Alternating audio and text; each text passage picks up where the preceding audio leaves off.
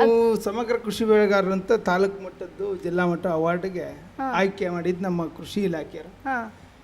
ಕೃಷಿ ಇಲಾಖೆಯಲ್ಲಿ ಆಯ್ಕೆ ಮಾಡಿದಾಗ ನನ್ನ ಜೊತೆಗೆ ಸನ್ಮಾನ ಅವಾರ್ಡಿಗೆ ಇವ್ರ ಜೊತೆಗೆ ನಮ್ಮ ಮನೆಯವ್ರನ್ನ ನಮ್ಮ ಮಕ್ಕಳನ್ನೆಲ್ಲ ಕರ್ಕೊಂಡು ಹೋಗಿದ್ದೆ. ಅವಾಗ ಅಲ್ಲಿ AD ಸರ್ ಇರ್ತಾರೆ ಶಿವಮೊಗ್ಗ ಶಿಕಾರಿಪುರ.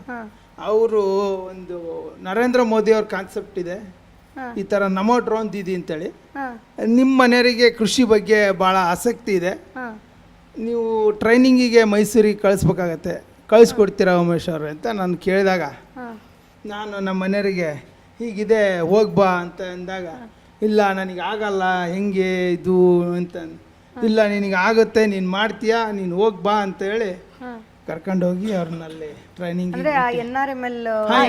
ಸ್ಕೀಮಲ್ಲಿ ಅದು ಸಂಜೀವಿನಿ ಒಕ್ಕೂಟ ಅಂತ ಬರುತ್ತೆ. ಅದರ ಅಡಿಯಲ್ಲಿ ರೈತ ನಿರತ ಮಹಿಳೆ ಅಂತಾನೆ ಸೆಲೆಕ್ಟ್ ಮಾಡ್ಕೊಂಡಿದ್ದು. ತಂತ್ರಜ್ಞಾನದ ಮಾಹಿತಿನೂ ಅರ್ಥ ಆಗ್ಬೇಕಲ್ವಾ, ಹಾಗೆ ಡ್ರೋನ್ ಆಪರೇಟಿಂಗ್ ಎಲ್ರಿಗೂ ಕಷ್ಟ. ತರಬೇತಿ ಅವಧಿ ಎಷ್ಟಿತ್ತು? ಅದು 15 days ಉಚಿತವಾಗಿ ಕೊಟ್ಟರಲ್ಲ ತರಬೇತಿ? ಎಲ್ಲ ಉಚಿತವಾಗಿ. ಆ 15 ದಿವಸ ನೀವೇನು ತರಬೇತಿಯಲ್ಲಿ ಕಲಿತ್ರಲ್ಲ, ಅವಾಗ ನಿಮಗೆ ಆತ್ಮವಿಶ್ವಾಸ ಬಂತ? ನಾನು ಸರ್ ಸ್ಟಾರ್ಟಿಂಗ್ ನಮಗೆ ಯಂತ್ರ ಅಲ್ವಾ ಅದು? ಹೌದು ಸರ್, ಭಯ ಇತ್ತು ನಂಗಲ್ಲಿ. ಒಂದು 5 days ರಿಮೋಟ್ ಕಂಟ್ರೋಲ್ ಸೆಷನ್ ಅಂತಾನೆ ಇರುತ್ತೆ, ನಮಗೆ ಡೈರೆಕ್ಟ್ ಡ್ರೋನ್ ಕೊಡೋದಿಲ್ಲ ಅವಾಗ. ಅದರಲ್ಲೆಲ್ಲ ಸಕ್ಸಸ್ ಆದಮೇಲೆ ಅದು ಲೆಸನ್ಸ್ ಥರ ಇರುತ್ತೆ, ಅದು ಕಂಪ್ಲೀಟ್ ಆಗಿತ್ತು. ನಂಗೆ ಫಸ್ಟ್ ಅಟೆಂಪ್ಟಲ್ಲೇ ಕ್ಲಿಯರ್ ಮಾಡಿಕೊಂಡೆ.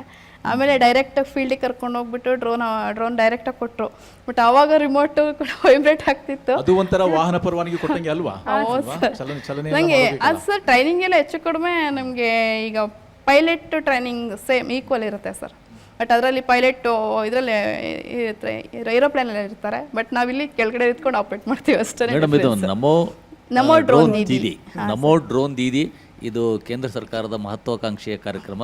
ಈ ಕಾರ್ಯಕ್ರಮದ ಅಡಿನಲ್ಲಿ ಸುಮಾರು 500ಕ್ಕೂ ಹೆಚ್ಚು ಮಹಿಳೆಯರಿಗೆ ತರಬೇತಿ ನೀಡಿದ್ದಾರೆ ಅಲ್ವಾ ಮೇಡಮ್? ಕರ್ನಾಟಕದಲ್ಲೂ ಸುಮಾರು 50 ಜನರಿಗೆ ತರಬೇತಿ ನೀಡಿ ಈಗಾಗಲೇ ಅವರು ಡ್ರೋನ್ನ ಬಳಸ್ತಾ ಇದ್ದಾರೆ, ಬಳಕೆ ಮಾಡ್ತಾ ಇದ್ದಾರೆ.